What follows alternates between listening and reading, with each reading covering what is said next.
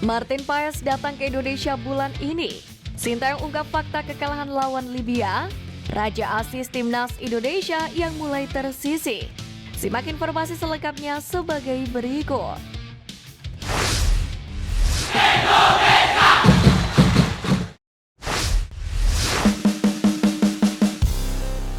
Telan kekalahan telak atas Libya, Sintayong tegaskan tak perlu khawatir.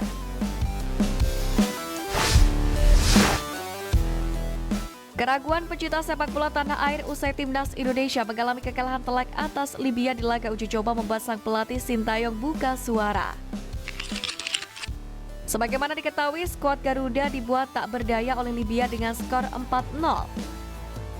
Pada laga tersebut, Sintayong mencoba banyak pemain dengan melakukan pergantian 10 pemain sekaligus kecuali kiper Syahrul Trisna pada awal babak kedua. Pelatih asal Korea Selatan tersebut pun menegaskan bahwa ingin mengecek kondisi pemain. Pasalnya, punggawa Garuda datang di pemusatan latihan dengan waktu yang berbeda-beda, terutama para pemain abroad yang masih memiliki agenda bersama klub masing-masing. Lebih lanjut, untuk para pemain Timnas Indonesia yang datang sejak 20 Desember, seperti Ramadan Sananta CS, mereka difokuskan untuk latihan fisik. Begitupun dengan pemain lain yang datang menyusul. Seperti yang saya bilang tadi, saya tidak lihat skor dan hasil, tapi hanya untuk cek kondisi pemain seperti apa. Makanya saya memainkan semua pemain yang ada di tim ini. Tolong jangan beri arti pada laga kemarin.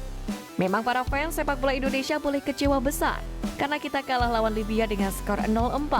Mulai dari hari ini, kami akan fokus ke tanggal 5 dan 9. Ucap Sintayong. Coach sendiri juga memahami kekecewaan supporter Timnas Indonesia usai kekalahan telak dari Libya kemarin. Karena itulah Sintayong berjanji akan memperbaiki situasi di laga uji coba selanjutnya melawan Libya dan juga Iran. Pelatih berusia 53 tahun ini pun menegaskan rangkaian uji coba merupakan persiapan, yakni untuk menuju turnamen sesungguhnya, yakni Piala Asia 2023. Timnas Indonesia sendiri bakal melawan Irak pada laga pertama grup D Piala Asia 2023 pada 15 Januari mendatang.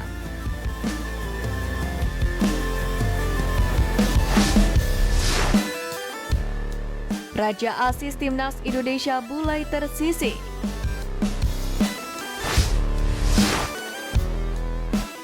Pertama, Asnawi Mangkualam Bahar. Kapten Timnas Indonesia Asnawi Mangkualam telah menjadi andalan Sintayong di sisi kanan pertahanan. Dengan jumlah cap sebanyak 34 laga, Asnawi telah mengemas 6 assist.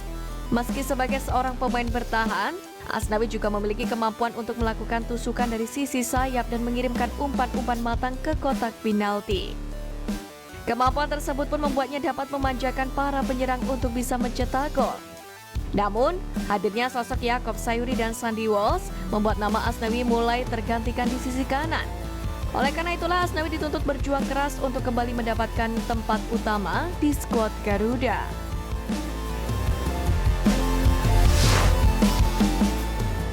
Kedua, Witan Sulaiman.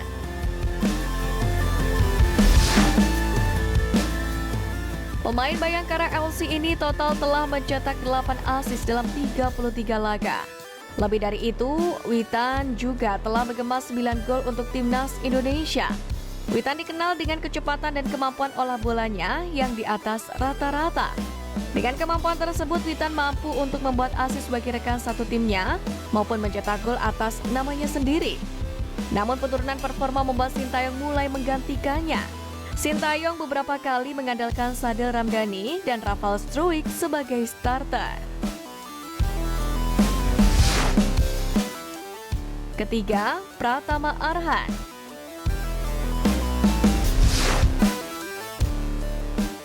Jika di sisi kanan ada Asnawi, di sisi kiri ada Pratama Arhan. Ex-pemain Tokyo Verdy ini telah membukukan total 6 assist selama ia berseragam Timnas Indonesia di bawah kepelatihan Sintayong. Seperti halnya Asnawi, Arhan juga memiliki kemampuan melakukan tusukan dan mengirimkan umpan-umpan matang. Selain itu, ia juga memiliki kemampuan lemparan ke dalam jarak jauh yang dapat menjadi opsi lain untuk para penyerang bisa mencetak gol.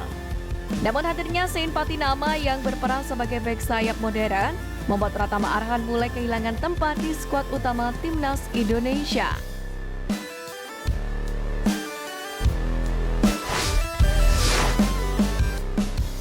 Bergegas ke Indonesia, Martin Paes disorot media Amerika Serikat.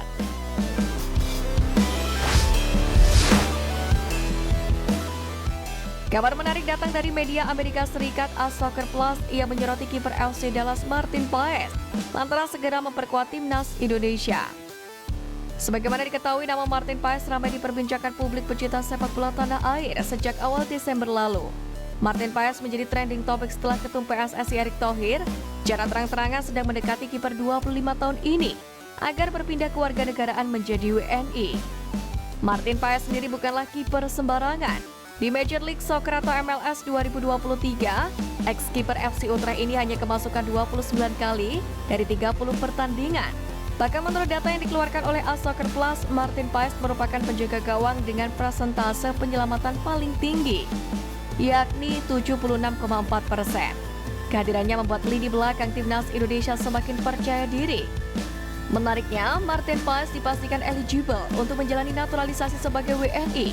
Sebab sang nenek yang asli Belanda lahir di Indonesia sehingga masuk ke dalam kategori yang diizinkan oleh FIFA untuk dinaturalisasi. Bahkan beredar kabar Martin Paes akan datang ke Indonesia bulan ini, layaknya yang dilakukan oleh Tom Haye medio pekan lalu. Hal itu telah diungkapkan oleh media Amerika Serikat Soccer Plus. Kiper FC Dallas Martin Paes hampir mendapatkan kewarganegaraan Indonesia untuk memperkuat timnas Indonesia. Ia sudah terlambat untuk tampil di Piala Asia bulan ini. Namun Paes kemungkinan akan bermain di kualifikasi Piala Dunia 2026 pada bulan Maret. Tulis Soccer Plus. Jika proses naturalisasi dikebut, Martin Paes dapat ambil bagian saat timnas Indonesia 2 kali menghadapi Vietnam di matchday ketiga dan keempat grup F kualifikasi Piala Dunia 2026 zona Asia. Sementara timnas Indonesia menempati posisi juru kunci setelah melalui 2 pertandingan. Timnas Indonesia sendiri berpeluang lolos ke babak ketiga asalkan menang dalam laga kandang dan tandang kontra Vietnam pada 21 dan 26 Maret 2024.